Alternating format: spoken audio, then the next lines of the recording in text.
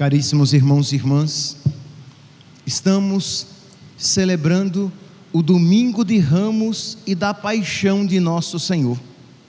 Vocês podem perceber que no domingo, que hoje é lido o Evangelho da Paixão, e no próximo domingo será proclamado o Evangelho da ressurreição. Então hoje, tradicionalmente, era o domingo da Paixão. Próximo domingo, o domingo da ressurreição. Foi um acréscimo posterior que colocou a procissão de Ramos neste domingo, tornando-se domingo de Ramos e da Paixão. E é por causa disso que nós temos também o tríduo, isto é, na quinta-feira nós celebramos a instituição da Eucaristia com o lava-pés, na sexta-feira a Paixão e no sábado o sepulcro, porque a comunidade de Jerusalém, como tinha os lugares santos à sua disposição, assim celebravam. Então a Igreja de Roma, a liturgia latina, incorporou esse costume de Jerusalém. Por isso que nós temos um Evangelho da Paixão hoje e teremos um outro Evangelho da Paixão na Sexta-feira Santa. No Domingo de Ramos é sempre um Evangelho do ano A, ano B, o ano C, Mateus, Marcos ou Lucas, e na Sexta-feira da Paixão, sempre a Paixão segundo São João. Pois bem, então hoje, meus santos, nos é dada a oportunidade de nós refletirmos a respeito deste mistério, tanto da entrada de Jesus em Jerusalém, como da sua paixão, porque Jesus entra em Jerusalém para se entregar à vontade do Pai. Salve o Cristo obediente, nós cantamos, porque Ele entra, e é por isso que nós, com os ramos nas mãos, somos chamados a participar desta procissão, tendo em nós os mesmos sentimentos de Cristo, isto é, ter este ramo na mão, levar este ramo para casa, e devemos levar. Se você tem um oratório em casa, você coloca este ramo no oratório da sua casa. Se você não tem, você pode colocar junto ao crucifixo na parede da sua casa. Eu espero que você, católico, pelo menos um crucifixo você tenha na sua casa. Então você coloca esse ramo ali junto ao crucifixo para lembrar que cada um de nós é chamado a entrar em Jerusalém para entregar a nossa vida fazendo a vontade do Pai. A entrar em Jerusalém para morrer para nós mesmos, assim como Jesus entrou em Jerusalém, renunciando à sua vontade, para fazer a vontade do Pai.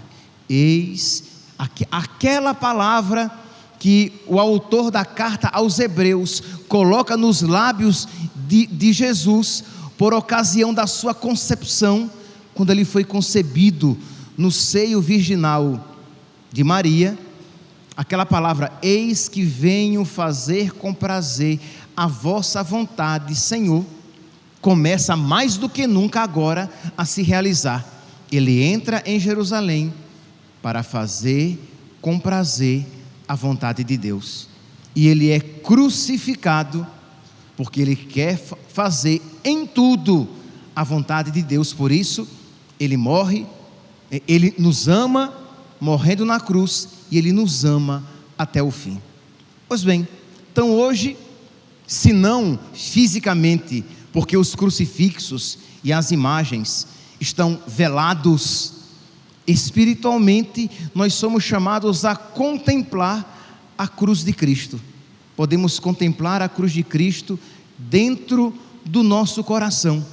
E o que é que nós devemos meditar, meus santos, quando nós olhamos Jesus crucificado? E aqui eu peço que cada um visualize mesmo um crucifixo no seu coração, um crucifixo, um crucificado na sua alma. E nós somos chamados a meditar a respeito do grande amor de Deus e da miséria da atitude do homem, da miséria da sua atitude, da miserável resposta minha ao amor de Deus. Deus, o Filho de Deus, a segunda pessoa da Santíssima Trindade, veio ao mundo para nos amar, veio ao mundo para nos resgatar, para nos redimir, para nos dar a vida eterna. E o que é que nós fizemos quando o Filho de Deus veio a nós? Nós o matamos. Aquele inocente, nós tratamos como um criminoso.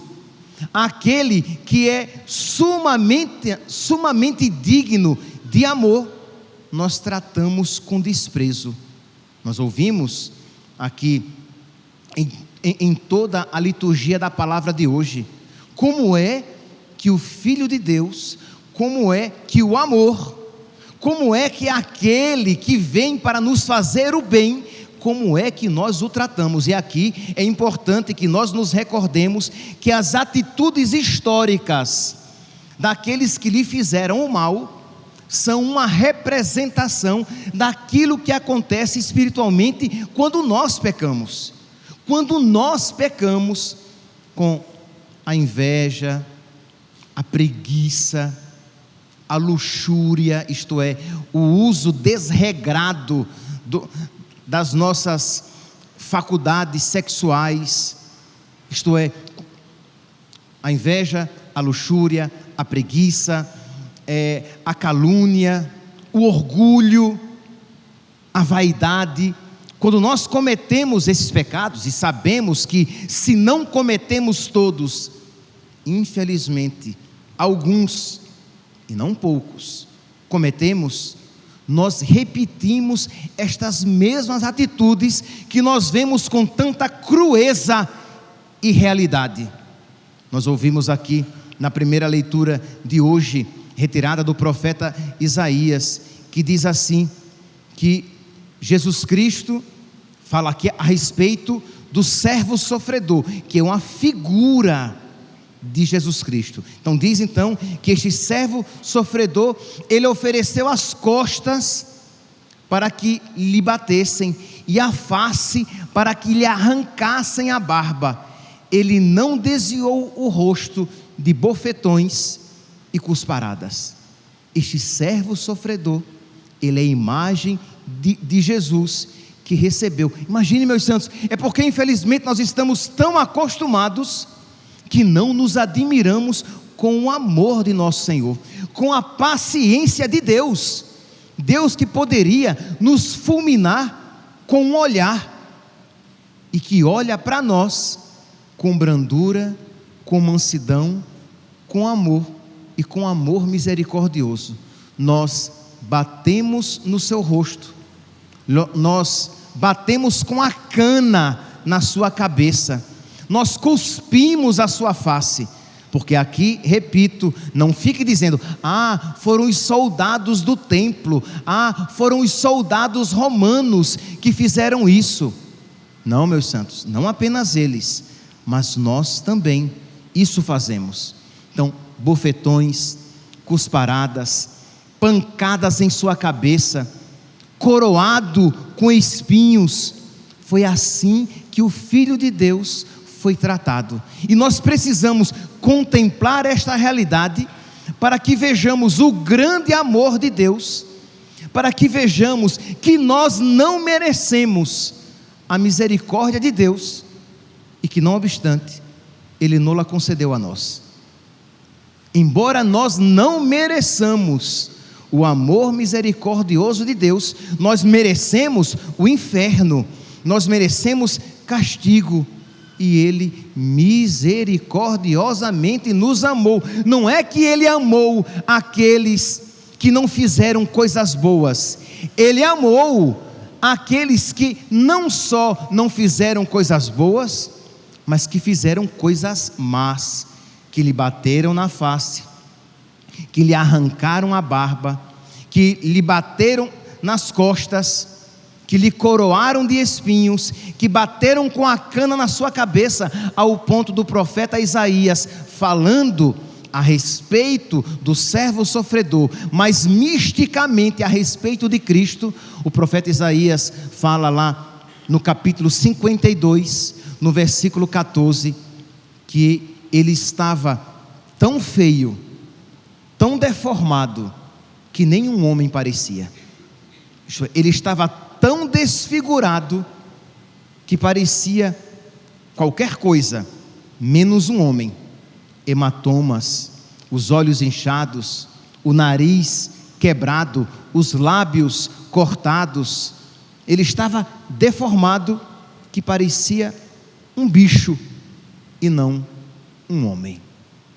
Percebe aqui, meus irmãos, nós estamos falando do Filho de Deus, e nós precisamos pedir a Deus que Ele nos ilumine interiormente, para que nós compreendamos, isto é, se isso já seria terrível, se feito a uma pessoa humana, imagine isso feito à pessoa divina, a pessoa divina do Filho de Deus.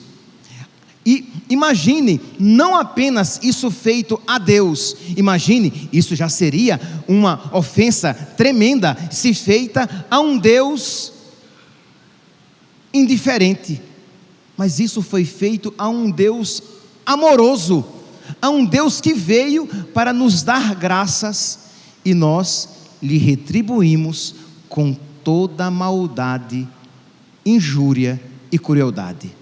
Meus irmãos, precisamos bater no peito, precisamos suplicar misericórdia a nosso Senhor, por toda a maldade que lhe causamos. E repito, quando você peca, você repete estes mesmos atos, porque a tentação diabólica aqui é de pensar isso realizado pelos judeus da época, pelos romanos da época, pelas pessoas da época. Mas eu não sou tão ruim assim.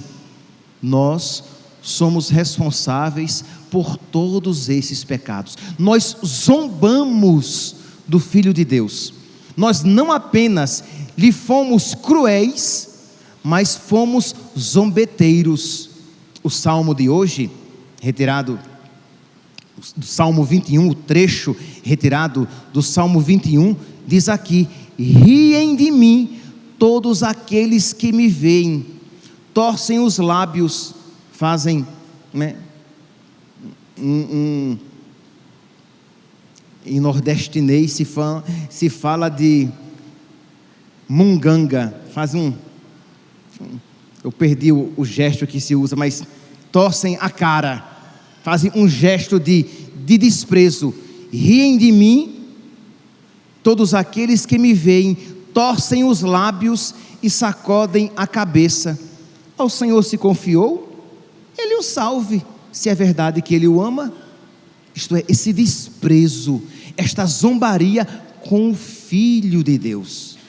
Este salmo, composto pelo rei Davi, foi composto misticamente para Cristo. Davi não sabia que a respeito de Cristo ele falava aqui de um servo sofredor, mas na verdade ele falava do verdadeiro servo sofredor, que é Jesus Cristo. Diz aqui: cães numerosos me rodeiam furiosos, e por um bando de malvados fui cercado. Transpassaram minhas mãos e os meus pés, e eu posso contar todos os meus ossos. A miséria física, a indigência em que nosso Senhor se encontrava. E Ele foi, depois de flagelado, depois de cuspido, depois de esbofeteado, Ele foi crucificado e ainda foi transpassado com a lança, e nu morreu numa cruz. Sim, os nossos crucifixos hoje, eles são velados por pudor, e é necessário que isso se faça, mas o Filho de Deus foi crucificado, morreu nu numa cruz.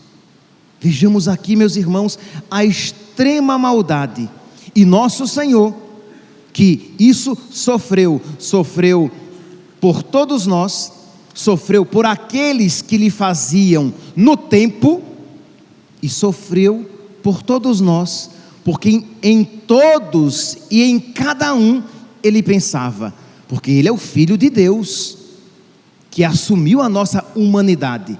Então imagine, eu não estou falando que Jesus por tudo isso passava pensando na humanidade de uma maneira impessoal. Ele pensava nos pecados do Overlan, que seria padre, e por ele, tudo isso ele passava.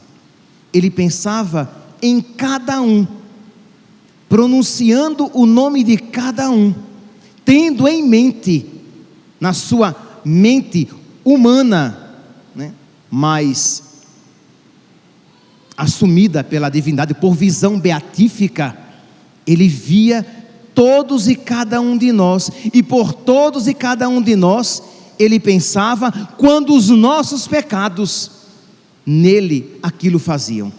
Então é importante que nós façamos essa contemplação, para que nós possamos rezar, para que nós olhemos o crucifixo e pensemos, ele não morreu apenas pensando em Pedro, que o negaria, ele não morreu pensando apenas em Judas, que o trairia, ele não morreu apenas por aqueles soldados que o flagelaram, ele não morreu apenas pelos sacerdotes que fizeram tudo para que ele fosse condenado, por Pilatos que lavou as mãos, mas ele morria por cada um de nós, conhecendo toda a nossa miséria, e com amor ele nos acolhia, com amor misericordioso ele nos acolhia.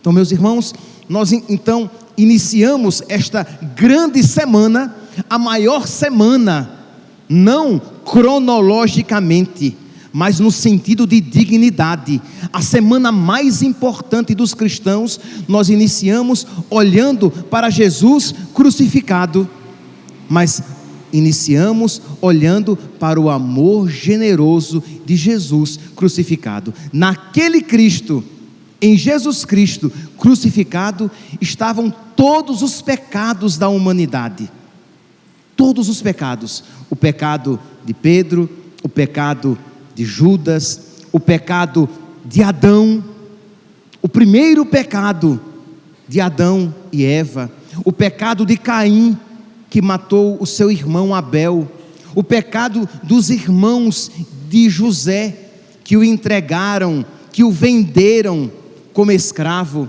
os pecados de luxúria de Davi, os pecados de idolatria do povo de Deus que não obedecia à voz dos verdadeiros profetas, os pecados de toda a humanidade, os pecados dos imperadores que perseguiram os cristãos.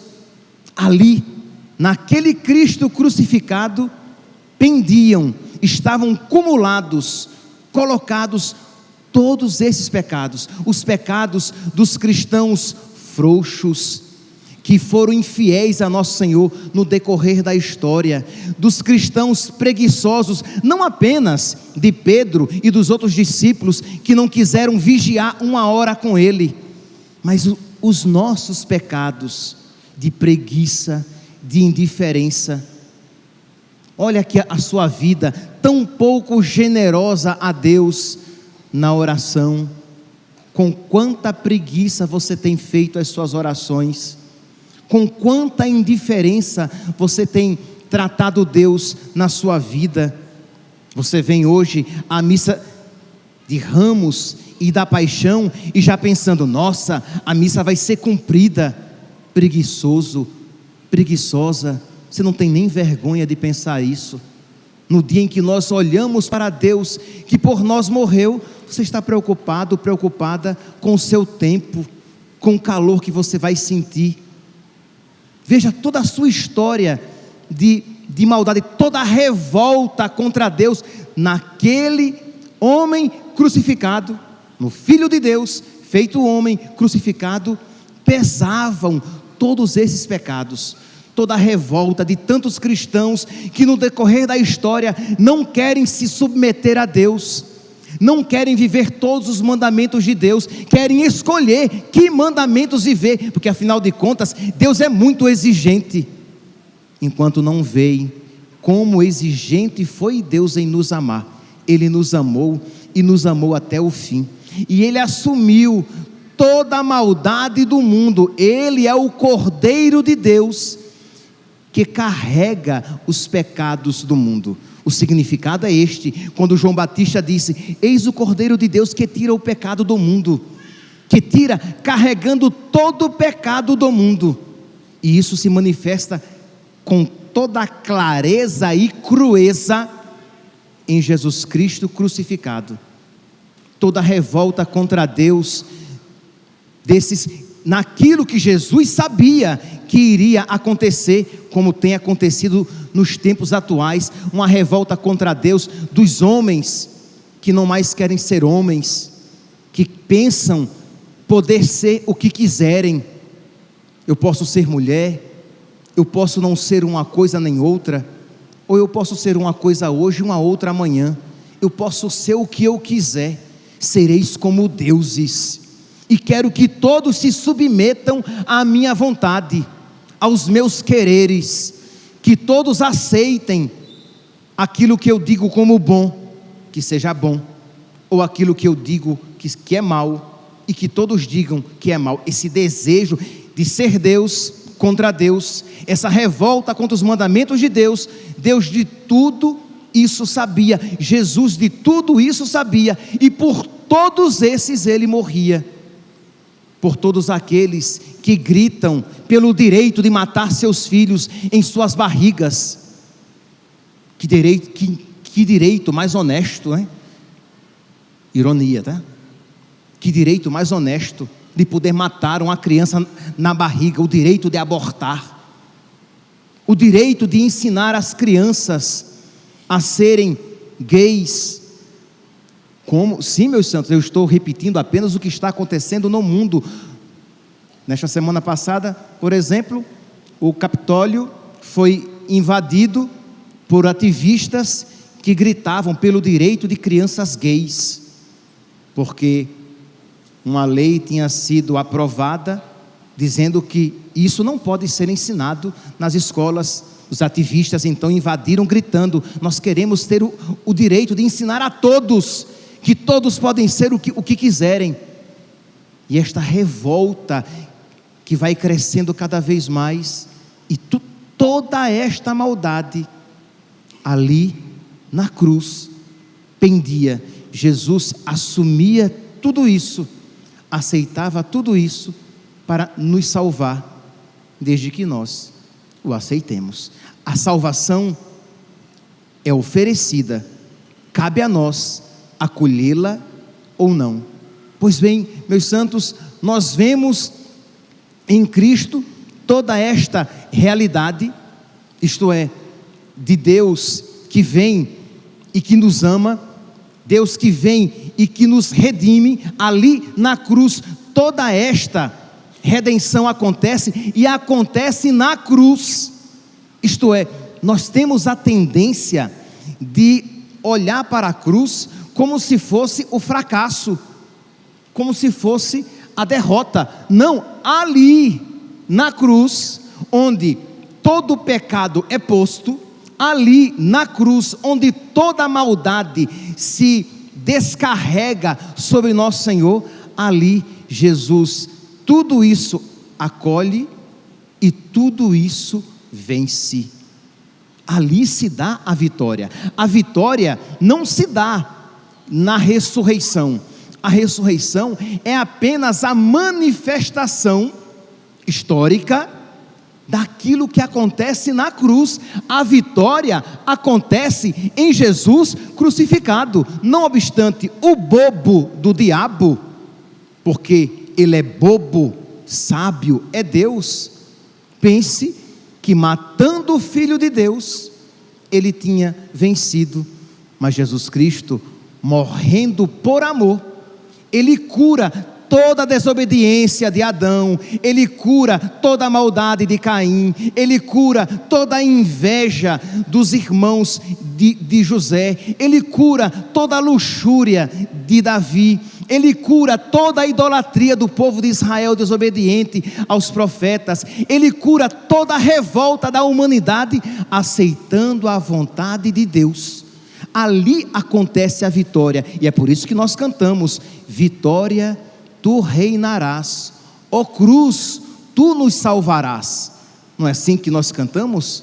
Porque na cruz de Cristo, de uma maneira inesperada, por quê? Porque Jesus, obediente e amorosamente, acolhe, aceita a vontade do Pai. Ali acontece toda a cura do pecado, ali no amor de nosso Senhor. Ali, meus irmãos, Jesus, o Filho de Deus, ele desagrava a Deus, porque pense, se o pecado do homem é uma ofensa a Deus, agora o ato de amor de Deus é um ato infinitamente superior. O amor de Deus é infinitamente superior do que todos os pecados de todos os homens de todos os tempos.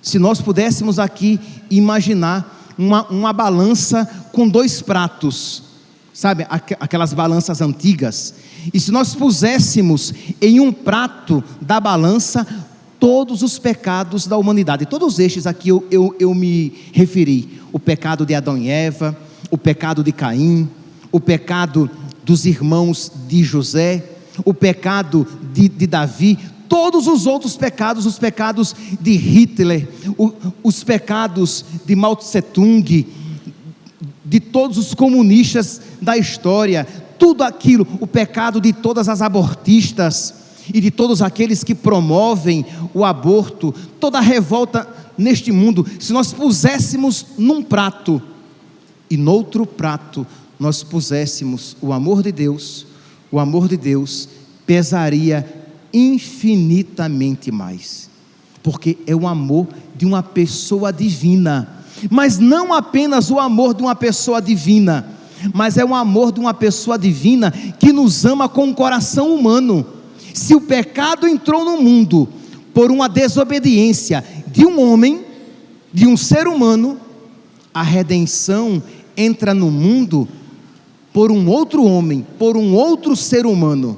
Se o pecado entrou no mundo pela revolta de um homem, por um ato de desamor de um homem, a graça entra no mundo pela obediência e pelo ato de amor de um outro homem.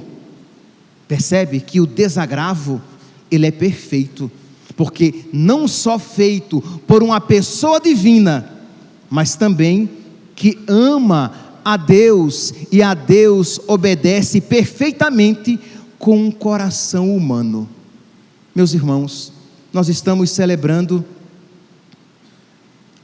este domingo de Ramos e da Paixão para iniciar esta Santa Quaresma. Peçamos a Deus, mas de verdade, que ninguém, pelo amor de Deus, que ninguém volte para casa simplesmente com o ramo na mão, porque hoje foi dia de Ramos, e aí no máximo guarda o ramo em algum lugar e espera, quem sabe, talvez a quinta-feira para participar da missa. Não, vamos viver esta semana com piedade, com devoção, pedindo a nosso Senhor: Jesus, me ajude, Senhor, coloca no meu coração sentimentos semelhantes aos teus. Jesus, por misericórdia, me ajude. Eu quero ser obediente, como tu és obediente. Eu quero amar a vontade do Pai, como tu amaste a vontade do Pai. Eu quero me renunciar a mim mesmo, nos meus apegos, nas minhas vontades desregradas, como tu renunciaste, tu que não tiveste apego nem vontade desregrada, mas que a tua vontade humana soube ceder para acolher a vontade divina. Pai, se é possível, afasta de mim este cálice, Contudo, seja feita a tua vontade e não a minha. Assim, Jesus, como tu renunciaste à vontade humana para acolher a vontade do Pai, que eu saiba me desapegar, que eu saiba renunciar. Assim, Jesus, como tu carregaste a cruz sem revolta, que eu saiba sofrer sem me revoltar, sem blasfemar, sem diminuir o amor, sem diminuir a minha fé, sem decair na minha piedade, que eu saiba sofrer com fruto, para que o meu sofrimento esteja bem unido ao teu. E não tenhamos dúvidas, meus santos, de que se nós assim rezarmos durante esta semana, nós estaremos preparados para ressuscitar com Cristo. Nós estaremos preparados para este coração enlarguecido pela prece e pela penitência, acolher o Espírito do ressuscitado, para que ele gere em nós os mesmos sentimentos de Cristo Jesus. Que a Virgem Maria interceda por nós, para que nós vivamos com piedade e devoção esta santa semana que hoje se inicia. Louvado seja nosso Senhor Jesus Cristo, para sempre seja louvado. De pé, meus irmãos, proclamemos a nossa fé.